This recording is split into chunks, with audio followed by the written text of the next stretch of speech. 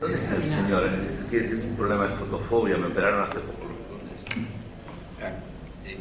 Fíjese para mirarlo. Ahí está. Perdone. Y yo qué sé. Es decir, y lo primero es soñar. O sea, yo creo que lo que diferencia, ahora me voy a poner de un pedante, ustedes van a ver, lo que diferencia la condición y la especie humana de cualquiera de las otras especies animales es nuestra capacidad para soñar. Nosotros podemos producir virtualmente aquello que queremos realizar. Podemos. Lo que pasa es que este sistema que nos golpea de una forma diversa y enormemente sutil, no es solo frontal, es de manera cada vez más frontal.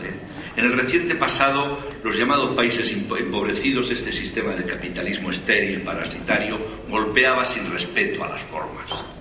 En los nuestros era todo más sofisticado, había palo y zanahoria.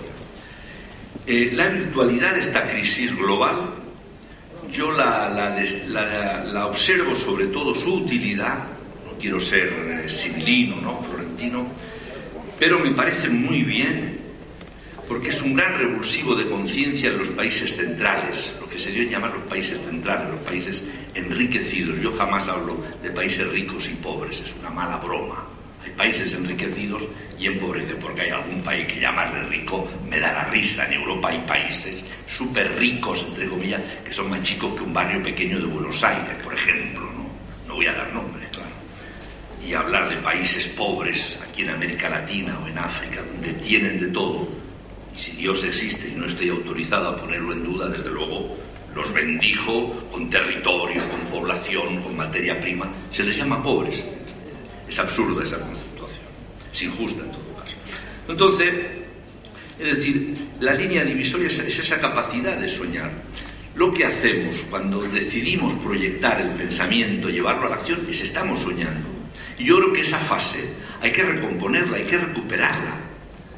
Y evidentemente, y asumir que te señalen con el dedo. ¿Pero qué dice usted de una constitución global?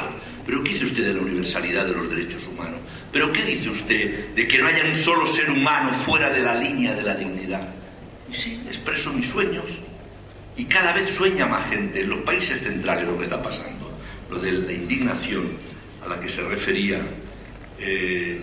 este amigo, si él me lo permite, desde ya argentino, que me emocionó, no solo me encantó, me emocionó su exposición, por el fondo y la forma, porque no estaba impostando, no estaba siendo habitual. No sé cómo es habitualmente, pero me encantó las cosas que dijo y cómo. Es decir, sobre ese librito, es un librito muy chico, que está siendo como pólvora en un reguero que está encendiendo a la juventud de Europa, poco a poco, no a toda, y no a toda la velocidad deseada. ¿Saben qué hacen esos muchachos, los indignados, que se llaman? En Madrid, en Barcelona, en las plazas de España, también de Grecia, de Italia, de muchas ciudades europeas. Están redescubriendo la necesidad y la capacidad de soñar, porque al ser muy jóvenes les merece la pena soñar, porque tienen capacidad y mundo y vida por delante para convertir sueños en acción y en realizaciones. Es más difícil soñar por la edad de uno, por encima de los 60. Por encima de los 70 no les cuento, debe ser la leche, por encima de los 80.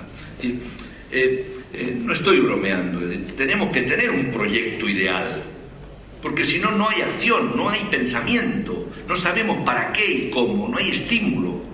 Y es de lo que más se está golpeando esta coyuntura histórica, en los países enriquecidos y en los empobrecidos, el pensamiento, la capacidad de idear, la capacidad cualitativa de expresar lo mejor de la condición humana. Vuelvo a lo del ciudadano cliente, me encantó.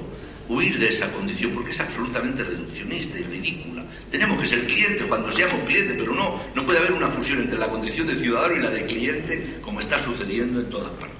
Incluso en los países empobrecidos te lo plantean como aspiración, modelo de vida, ¿no? Yo creo que eso es sine qua non.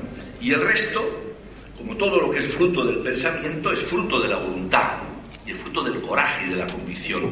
Allí decimos, no sé quién inventó eso, yo siempre lo utilizaba, alguien me lo diría, en la JOB o donde fuera, con la cabeza, con el corazón y con la entrepierna, metafóricamente hablando. Es decir, es pensamiento, es la fe, es la convicción y es el coraje también.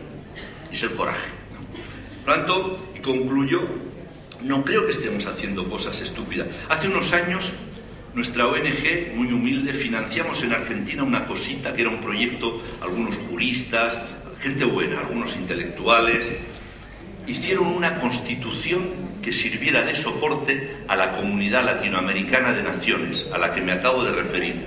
Hicimos un acto en el Senado de la Nación, iba a decir otro disparate, que te impresionas. Vino a clausurarlo el presidente del Senado y vicepresidente de la Nación, creo entonces, el señor Scioli. Había juristas, había gente nobilísima, y ese proyecto de constitución existe. No está formulado, está articulado. Es liberal y libertaria en la formulación de libertades y dignidades, y es social y socialista, si se me permite, en el sentido más amplio, no reduccionista del término, en la formulación de derechos, de deberes, de lo que son las libertades básicas, sociolaborales, sociopolíticas, de educación, trabajo, etc. Bueno, a esto a lo que nos estamos refiriendo es lo mismo, pero el drama, a mí me parece que hay un gran déficit de soñadores en nuestras instituciones, en nuestras agencias políticas, en nuestros medios de comunicación. Es decir, han llegado, se creen el discurso ese del final de la historia, es decir, relájate y goza. Es decir, no hay más que lo que hay. Si puede, accede a ese consumismo, a estos cachivaches de la tecnología, de la supuesta modernidad. Si son útiles hay que utilizarlos, como es obvio, pero no sublimarlos. La modernidad no son desarrollos tecnológicos solo. La modernidad, desde que el mundo es mundo y la condición humana es tal, es el desarrollo humano por excelencia, de poder ser a cotas irreversibles de libertad, de dignidad, de formación, de capacidad convivencial. Eso es la modernidad siempre y permanente, en mi modesta opinión, puede ser no compartida. Por eso, insisto, para empezar a hablar, volvamos a soñar, o empecemos a soñar, y podremos seguir hablando, pensando y construyendo. Disculpen. Gracias, señor Izaguirre. Muchísimas gracias, porque fue muy claro y aprendimos, creo que mucho. Yo por lo menos así es. Gracias. Bien. Antes de darle la palabra al amigo Rodolfo Romero, señalo que está entre nosotros un actor nacional consagrado, tanto en el plano nacional como internacional, con un premio por la hamaca paraguaya, el actor nacional Don Ramón del Río. Un aplauso para él.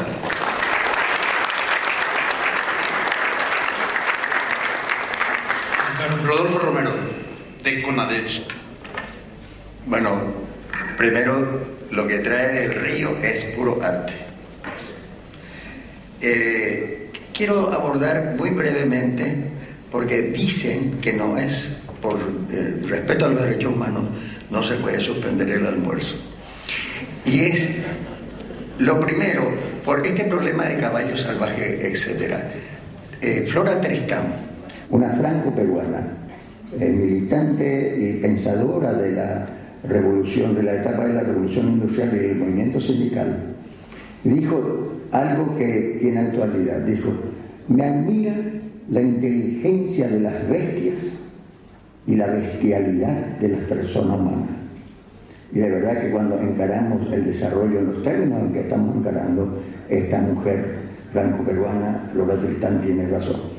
El otro aspecto, cuando se habla aquí de extranjero y ciudadano, si nosotros no eliminamos de nuestro vocabulario y de nuestra mente, especialmente en América Latina Caribe, la expresión extranjero, no vamos a avanzar en la dirección de un proceso de integración.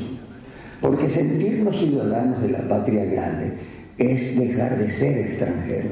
Y dejar de ser extranjero es aprender a ser ciudadano latinoamericano. Por eso la invitación, y he escuchado desde la mañana reiteradamente hablar de extranjeros y de conferencistas que vienen del extranjero. Por favor, esto es una reina, es una conspiración contra las posibilidades de integrarnos realmente. Realcemos la ciudadanía latinoamericana y eliminemos del vocabulario y de nuestra mente la palabra extranjero. Y eso automáticamente nos va a permitir sentirnos ciudadanos en otra dimensión. Y con relación a la ciudadanía, que se mencionó muy bien, estar vinculado con derechos y deberes, Pero el problema de la ciudadanía no es declaración. El problema de la ciudadanía es poder ejercer los derechos. No que me declaren los derechos y que en las cumbres se repita que se respetarán los derechos humanos y los derechos del ciudadano. ¿Qué ciudadanía tiene un desocupado? ¿Qué ciudadanía tiene un analfabeto? ¿Qué ciudadanía tiene una persona a quien, la juventud en especial, a quien se le niega la oportunidad de realizarse en este escenario de la vida? De tal manera que no nos confundamos.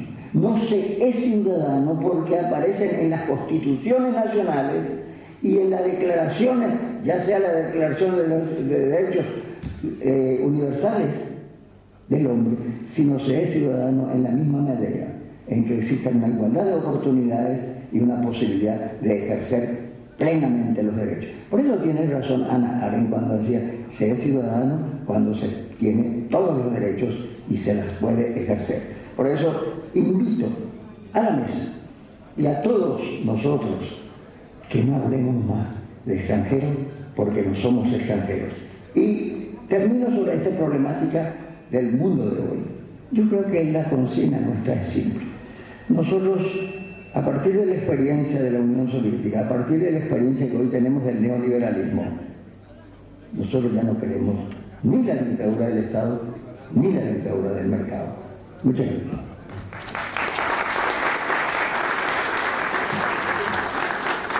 Señoras y señores, con el permiso de todos ustedes, el señor presidente del Congreso, doctor Luis Alfonso Res, va a entregar un certificado y una medalla conmemorativa del bicentenario a los ilustres disertantes y al moderador como reconocimiento por su participación en este evento.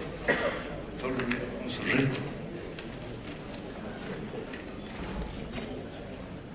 Entonces, doctor Belisario dos Santos.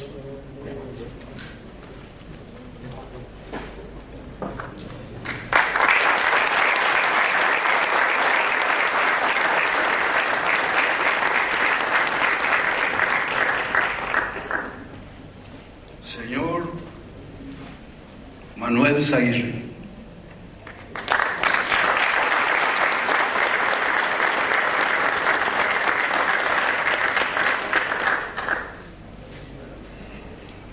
Doctor Leandro Despuy.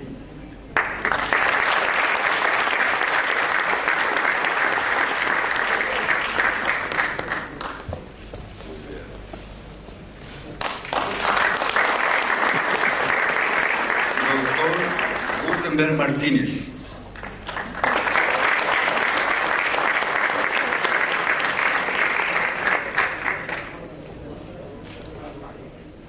Ingeniero Estigarribia.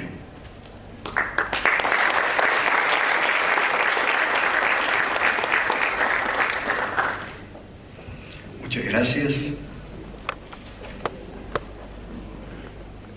Quisiera llamar al doctor Carlos Luis Kuster, quien es de nacionalidad argentina, graduado en Ciencias del Trabajo por la Universidad Libre de Bruselas, en Bélgica. Actualmente miembro del Consejo Nacional de la Asociación de Trabajadores del Estado Argentino, es miembro al mismo tiempo del equipo promotor del Movimiento hacia la Constituyente Social de Argentina y miembro de la Junta Directiva del Partido por la Unidad Popular, es miembro del Círculo de Roma, Italia, ex embajador extraordinario y plenipotenciario de la República Argentina ante la Santa Sede, ex secretario general de la Confederación Mundial de Trabajo en Bélgica, fue diputado nacional por la provincia de Buenos Aires en el periodo 89-90. Doctor Kuster, estamos ansiosos por escucharle. Bueno, es un placer, un honor para mí estar en este congreso. Yo como mi connacional argentino, el doctor Despuy, estaba con una fuerte bronquitis el domingo y estaba por avisar que no venía. Pero la verdad no me quería perder esta fiesta, y esto que también es un acto de reconocimiento a nuestro extraordinario presidente, el profesor Luis Alfonso Res. Creo que Res es realmente un testimonio vivo, yo le llamo el gigante de los derechos humanos, no solo por la prédica que él ha hecho, sino por las acciones, por el compromiso, un monumento a la coherencia de vida. Creo que el resumen que tenemos de su memoria es un documento básico importantísimo y no podía faltar en este congreso donde, sin lugar a dudas, la elección de él como presidente marca un jalón importante de reconocimiento que la sociedad paraguaya y los latinoamericanos le debemos al doctor Reis. Yo no puedo dejar de acordarme, también fue citada por el doctor Despuig, de doña Carmen de Lara Castro, ¿no? Nuestra querida Coca, porque los que veníamos en los años 70 y 80 a Paraguay, en condiciones muy difíciles, en la casa de doña Coca siempre encontrábamos un hogar abierto, que sin medir los riesgos, porque seguramente la policía nos seguía, doña Coca nos recibía todas con los brazos abiertos, y era un vínculo extraordinario de la solidaridad internacional. En estos dos reconocimientos no puedo dejar de compartir con ustedes dos cuestiones, una un poco triste y otra más contenta. La primera, que hace unas horas murió en Santiago de Chile Gabriel Valdés Ubercasó. Fue canciller del presidente Frei padre durante 6 años, y después exiliado por la dictadura militar de Pinochet, estuvo en el exterior muchos años y fue designado director general del Programa de las Naciones Unidas para el Desarrollo. La etapa más brillante de ese programa, que como dice el nombre, lo que buscaba era el desarrollo de los países más pobres. Gabriel Valdés fue un infatigable defensor de los derechos humanos, por eso pagó con el exilio muchos años fuera de su país, y cuando volvió se convirtió en un político de una gran autoridad moral en Chile. Yo tuve la suerte de compartir hasta hace unos pocos años, hasta el 2008, el destino diplomático. Él era embajador de Chile en Roma y yo lo era del gobierno argentino. Y aunque murió a los 92 años, hasta los 87, 88 años con una lucidez extraordinaria. Así que en este Congreso Internacional de Derechos Humanos me parecía conveniente recordar la figura de Gabriel Valdés. Y a su vez el motivo de alegría es que en este mismo día la UNESCO le está entregando el Premio Internacional de los Derechos Humanos a una connacional, a la señora Estela de Carlotto, presidenta de las abuelas de Plaza de Mayo, una organización extraordinaria de abuelas que buscan a sus nietos en mi país. De 500 chiquitos que se consideran desaparecidos en la época de la dictadura militar, se han recuperado ya unos 120. Pero faltan muchos, entre ellos la propia nieta o nieto de Estela de Carlotto. Y a pesar de este dolor de haber perdido los hijos y de estar buscando a sus nietos, estas abuelas se han convertido en unas extraordinarias luchadoras por los derechos humanos a partir de su propia desgracia, y se han convertido también en un factor moral importantísimo en la vida política argentina. Así que hoy Estela de Carlotto, a quien hace poco el gobierno paraguayo, y creo que este mismo Congreso la distinguieron particularmente, está recibiendo el Premio Internacional de los Derechos Humanos. Así que para ella, con gusto, un aplauso, como un homenaje a todas las mujeres, porque fíjense que se habla de las abuelas y no de los abuelos, y se habla de las madres y no de los padres, porque en las situaciones extremas las mujeres son las que tienen más fuerza, no sé de dónde la sacan, pero tienen más fuerza para impulsar las causas nobles. Ahora sí, refiriéndome al tema, hoy hemos hablado mucho y yo voy a tratar, ha sido muy rico el debate de esta mañana.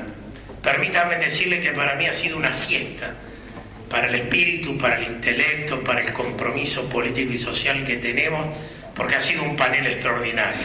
Entonces va a ser difícil no repetirnos ni decir cosas que fueron muy buenas, y como estoy seguro que las suscribimos, creo que no es necesario repetirlas. Pero algunas precisiones. Hablamos de la globalización como un fenómeno negativo. En tanto y en cuanto la globalización fue, aprovechando el salto tecnológico, la capacidad de comunicación, Los grandes capitales financieros aprovecharon esta globalización en función de sus propios objetivos y de sus propios intereses. Esta ha sido una globalización que nos ha acarreado innumerables perjuicios. Ustedes ven que a partir de los últimos años vivimos de crisis en crisis y algunas que parecen terminales. Y yo creo que, lo dijo muy bien Manuel Zaguirre, el fenómeno de un capitalismo, de un mercado exacerbado, sin controles, sin moral, sin principios, creo que la figura del caballo y el jinete o del orangután que se escapó de su jaula lo pinta muy bien. Este capitalismo desmedido nos ha llevado una desgracia tras de otra. Y el colmo es hace pocos días. Hay 2 o 3 calificadoras de crédito, Standard & Poor's, Moody y Merrill Lynch, que esas 3 calificadoras de crédito tienen más poder que todos los gobiernos del planeta. Fíjense que esas 3 calificadores, que son empresas que están a disposición de los famosos fondos buitres, de los grupos especuladores, son las que bajan y suben la nota del supuestamente gobierno más importante del mundo. Son las que tienen acorralado a los 27 países de la Unión Europea. Es decir, que los 27 bancos centrales y el Banco Central Europeo no puede hacer nada contra estas 3 calificadoras de crédito que, a nombre de este mercado que no tiene nombre, valga la redundancia, son las que dictan las condiciones en función de esta economía especulativa que nos lleva al desastre de que la especulación suplanta la producción. Y es en este contexto, yo quería recordar el Grupo de Lisboa, es un grupo de economistas encabezado por Ricardo